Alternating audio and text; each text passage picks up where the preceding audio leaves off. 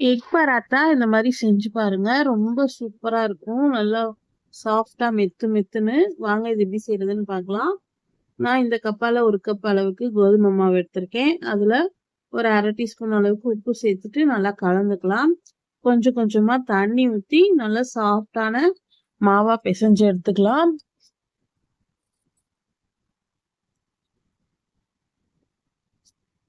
இப்ப இந்த அளவுக்கு நல்லா பிசைஞ்சதும் ஒரு டேபிள் ஸ்பூன் அளவுக்கு எண்ணெய் போட்டுட்டு நல்லா இந்த மாதிரி திரட்டி எடுத்துக்கோங்க.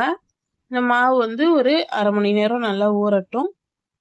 இப்ப நான் வந்து ஒரு பிளேட்ல ஒரு 3 முட்டை உடைச்சு சேர்த்துக்கிறேன். சேர்த்துட்டு இது கூடவே கொஞ்சமா உப்பு, கொஞ்சம் மிளகுத்தூள், அப்புறம் ஒரு 1/2 டீஸ்பூன் அளவுக்கு சில்லி பவுடர் சேர்த்துக்கோங்க. ஒரு வெங்காயத்தை நல்லா பொடியா கட் பண்ணி வச்சிருக்கேன். அதையும் சேர்த்துட்டு கொஞ்சமா கொத்தமல்லி தழை சேர்த்துக்கலாம்.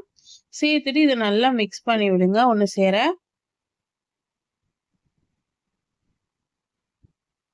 இப்போ நல்லா கலந்தாச்சு. இது ஒரு சைடு இருக்கட்டும். இப்போ மாவு வந்து நல்லா ஊறி வந்துருச்சு. மாவு பார்த்தாலே உங்களுக்கு தெரியும் நல்லா சாஃப்டா இருக்கு. இதுல சப்பாத்தி எல்லாமே ரொம்ப சாஃப்டா சூப்பரா வரும்.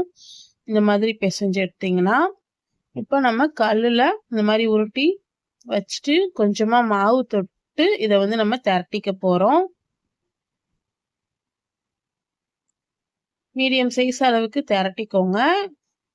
திரட்டிட்டு இதுல வந்து ஒரு டீஸ்பூன் அளவுக்கு எண்ணெய் போட்டுக்கலாம். எண்ணெய் போட்டுட்டு இந்த எண்ணெயை மாவு மேல நல்லா ஸ்ப்ரெட் பண்ணி விடுங்க.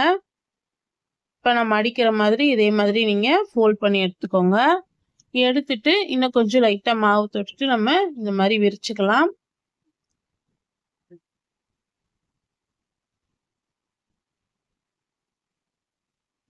உங்களுக்கு ஒட்டுற மாதிரி இருந்தா மாவு தட்டிக்கோங்க, இல்லாட்டினா வேண்டாம். அப்படியே தான் திரட்டியிருக்கேன். இப்போ நம்ம ஆம்லேட் இந்த மிக்ஸில் வந்து இந்த மாவை இந்த மாதிரி நல்லா டிப் பண்ணி விடுங்க. டிப் பண்ணி விட்டுட்டு தோசைக்கல்லை நல்லா சூடு பண்ணிட்டு கொஞ்சமாக இருக்கிற இந்த முட்டை கலவையை மேலே இந்த மாதிரி ஸ்ப்ரெட் பண்ணி விடுங்க. அதே மாதிரி திருப்பி போட்டுட்டு மறுபடியும் கொஞ்சமாக அந்த மாதிரி ஸ்ப்ரெட் பண்ணிக்கலாம். பண்ணிட்டு இதில் சும்மா 1 டீஸ்பூன் அளவுக்கு நம்ம எண்ணெய் ஊற்றிக்கலாம். எண்ணெய் ஊற்றிட்டு நல்லா திருப்பி போட்டிங்கன்னா இது நல்லா பூரி மாதிரி உப்பி வரும். நம்ம இந்த சப்பாத்தி மாவை வந்து நல்லா மடக்கி தேய்ச்சிருக்கிறதுனால அது நல்லா உள்ள போய் காற்றுலாம் போயிட்டு நல்லா புஷ்ஷுன்னு உப்பி வரும். இதுக்கு சைடிஷ்ஷாக வந்து நான் வந்து கடாய் பன்னீர் தான் பண்ணேன். பார்த்தாலே உங்களுக்கு தெரியும் எவ்வளோ நல்லா சாஃப்டாக பலூன் மாதிரி மெத்துன்னு இருக்குன்னு பாருங்கள். கண்டிப்பாக ட்ரை பண்ணுங்கள். ரொம்ப சூப்பராக இருக்கும். பிடிச்சிருந்தா உங்கள் ஃப்ரெண்ட்ஸ் அண்ட் ஃபேமிலிக்கு ஷேர் பண்ணுங்கள். மறக்காமல் நம்ம சேனலை சப்ஸ்கிரைப் பண்ணிக்கோங்க. கூடவே பெல் ஐக்கானை கிளிக் பண்ணுங்கள்.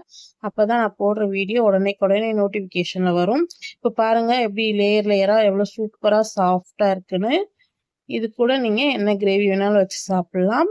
உங்கள் இஷ்டம் தான். தேங்க்யூ.